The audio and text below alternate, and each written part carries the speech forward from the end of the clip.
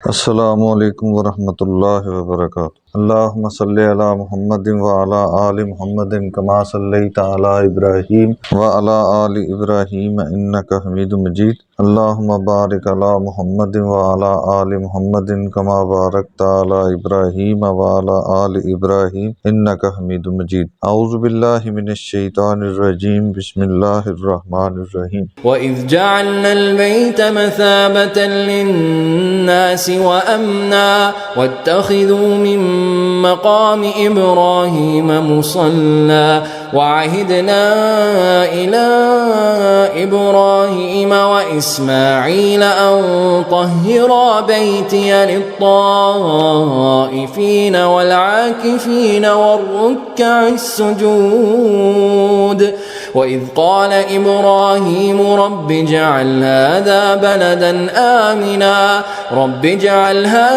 بَلَدًا آمِنًا وَارْزُقْ أَهْلَهُ مِنَ الثَّمَرَاتِ مَنْ آمَنَ مِنْهُم بِاللَّهِ وَالْيَوْمِ الْآخِرِ قال ومن كفر فأمتعه قليلا ثم أضطره إلى عذاب النار وبئس المصير۔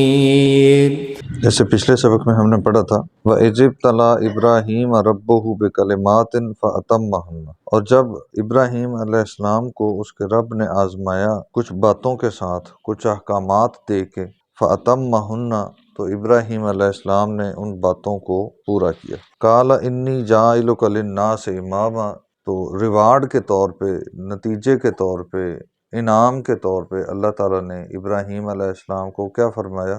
میں تمہیں للناس، اس پوری دنیا کے لیے امام بنا رہا ہوں۔ قال ومن ذریتی، تو ابراہیم علیہ السلام نے عرض کی یا اللہ میری اولاد میں سے بھی بنا دے، تو اللہ نے فرمایا قال لا ینال عہد الظالمین، تو تمہاری اولاد میں سے جو ظالم ہوں گے، جو اللہ کی بات کو ماننے والے نہیں ہوں گے، ان کو یہ معاہدہ، یہ عہد، یہ مرتبہ نہیں پہنچ سکتا۔ وَإِذْ جَعَلْنَا الْبَيْتَ، اور جب لفظ آتا ہے وَإِذْ، اس کا مطلب کیا ہوتا ہے؟ اللہ تعالیٰ بنی اسرائیل کو یاد دلاتے ہیں، یاد کرو اس وقت کو۔ بعض دفعہ پہ تو لفظ آتا ہے نا وَاذْکُرُوا، یاد کرو، تو بعض دفعہ پہ یہ لفظ نہیں آتا، لیکن مفہوم یہی ہے کہ اللہ تعالیٰ بنی اسرائیل کو یاد کرا رہے ہیں کہ اس وقت کو یاد کرو جب جعلنا، ہم نے بنایا، البیت، بیت اللہ کو، مثابۃً للناس، لوگوں کے لیے ثواب کا مقام، ثواب کا ذریعہ، وَأَمْنًا، اور امن کی جگہ۔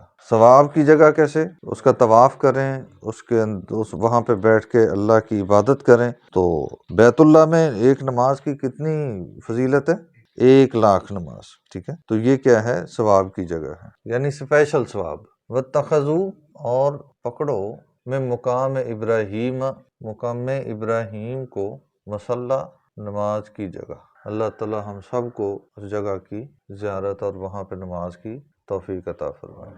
وَعَہِدْنَا، اور ہم نے وعدہ لیا، اِلیٰ ابراہیم، ابراہیم علیہ السلام سے، وَإِسمَاعِیلَ، اور اسماعیل علیہ السلام سے، ان یہ کہ طہرا، وہ دونوں پاک کریں، بیتیا، میرے گھر کو، للطائفین، طواف کرنے والوں کے لیے، والعاکفین، اور اعتکاف کرنے والوں کے لیے، والرکع السجود، اور رکوع و سجود کرنے والوں کے لیے۔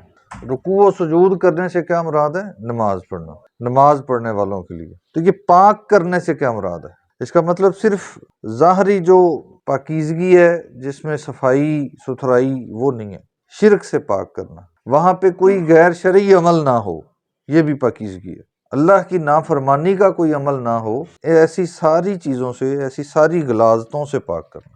ہمارے ہاں مساجد جو ہیں، یہ ہم کہتے ہیں نا کہ یہ بیت اللہ کی بیٹیاں ہیں، تو ان کی پاکیزگی کا ہم کتنا خیال کرتے ہیں؟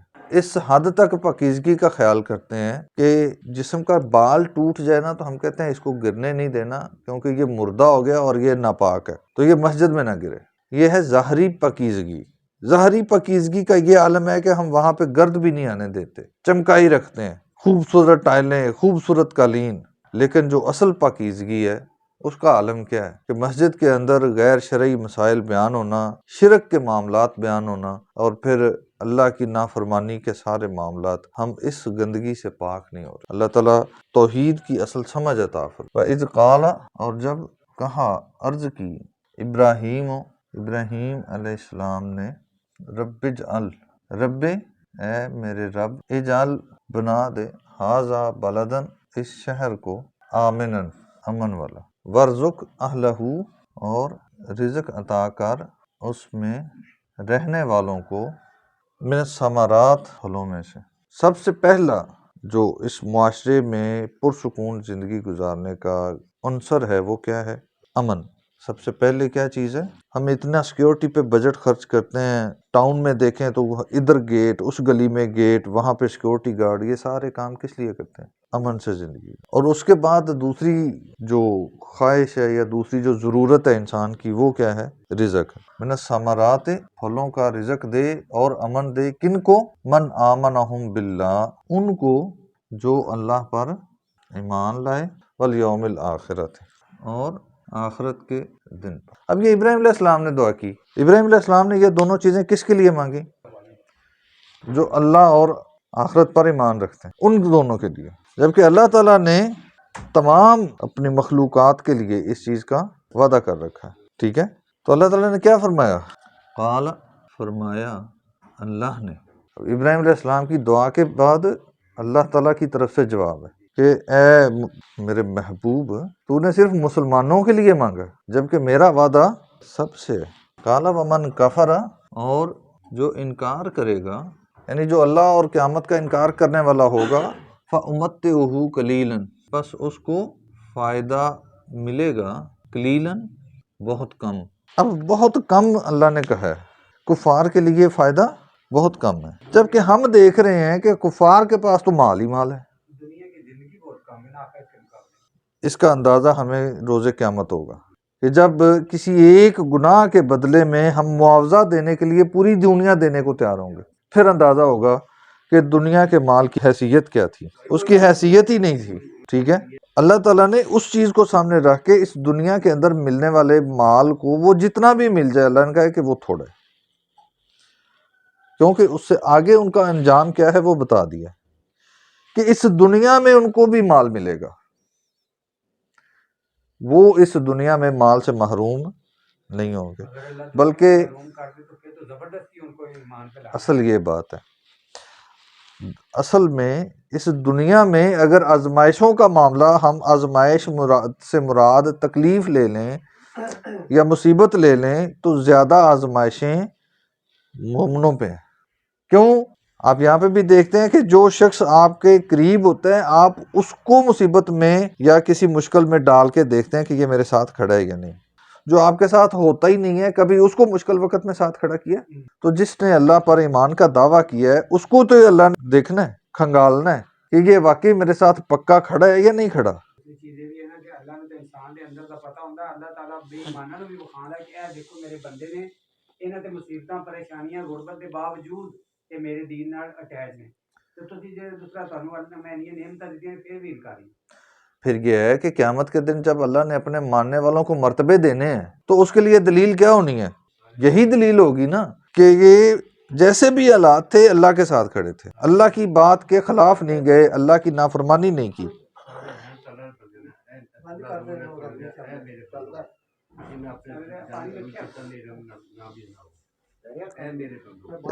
ایک سیکنڈ، ہاں جی،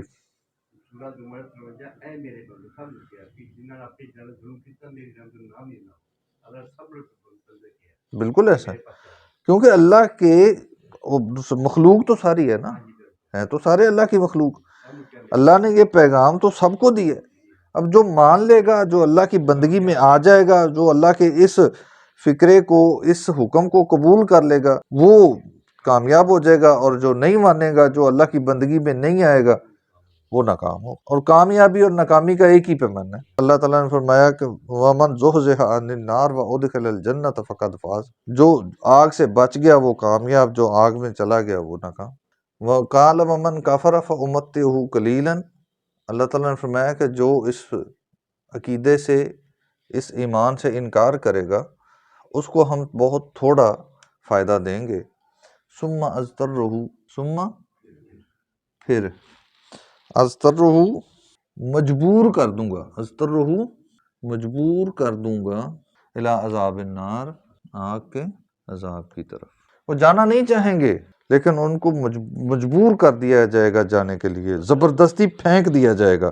یہاں پہ اللہ تعالیٰ کسی کو مجبور نہیں کرتا اپنے دین کے لیے، ٹھیک ہے؟ یہاں پہ اللہ نے چوائس دے رکھی ہے، آپ کے اوپر ہے کہ آپ نے ماننا ہے یا نہیں ماننا۔ اللہ نے کسی کو زبردستی دین میں داخل کرنے سے منع کیا، لا اکراہ فی الدین، آپ کسی کو زبردستی دین میں نہیں لا سکتے، ٹھیک ہے؟ آپ نے اپنی مرضی سے آنا ہے، اور نہیں آؤ گے تو پھر یہ انجام ہے، وبئس المصیر، اور یہ بہت برا ٹھکانہ ہے۔ ابھی اللہ تعالیٰ نے ہمیں مہلت دے رکھی ہے، ہم اللہ تعالیٰ کی حکم کو مانتے ہوئے اپنے آپ کو اللہ کی غلامی کے سپرد کر دے تو یہی کامیابی ہے، اسی میں ہمارا فائدہ ہے۔ اس غلامی کے دوران ہمیں جتنی بھی تکلیفیں اٹھانی پڑیں وہ آخرت کی راحت کے مقابلے میں کچھ بھی نہیں ہے۔ یہاں پہ ایک بات جو اہم تھی، قال ومن کفر فامتعہ قلیلا، اللہ تعالیٰ نے فرمایا کہ جو کوئی کفر کرے گا ہم اس کو بہت تھوڑا فائدہ دیں گے۔ دیکھنے کا مقام یہ ہے کہ یہ جو بہت تھوڑا فائدہ ہے، اس سے مراد ہم نے سمجھا کہ یہ دنیا ہے، دنیا کا فائدہ ہے۔ تو ہم جو ایمان کا دعویٰ کرنے والے ہیں، ہم جو مومن ہیں، مسلمان کہتے ہیں اپنے آپ کو، ہمارے رویے کیا ہیں؟ ہم کون سے فائدے کے پیچھے بھاگ رہے ہیں؟ یہ جو قلیل فائدہ ہے اس کے پیچھے ہم نے بھی اپنے ایمان کو داؤ پہ لگا رکھا ہے۔ اصل یہ بات ہے، آخرت پہ ایمان کمزور ہے۔ اللہ تعالیٰ ہمیں اس دنیا کے فائدے کی چمک سے محفوظ فرمائے۔ اللہ تعالیٰ سمجھنے اور عمل کرنے کی توفیق عطا فرمائے۔